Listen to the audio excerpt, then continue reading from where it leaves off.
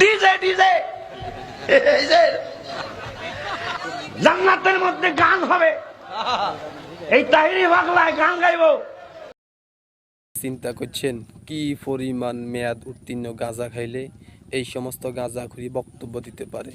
কি রে ভাই, এটা একটা ওয়াজের ময়দান, এখানে তোরা কোরআন এবং হাদিসের আলোকে কথা বলবি। সেটা না বলে ওই হয়েছে এক শয়তান, ওর পাশে বসে আছে আরেক শয়তান। এক শয়তান আরেক শয়তানকে বলতেছে ওই শয়তান নাকি জান্নাতে ডিজে গান গাইবে। আমরা যতটুকু জানি কোরআন এবং হাদিসের আলোকে যে জান্নাতে গান হবে না, জান্নাতে কোরআন তেলাওয়াত হবে, আর কোরআন তেলাওয়াত করবেন দাউদ আলাইহিস সালাম।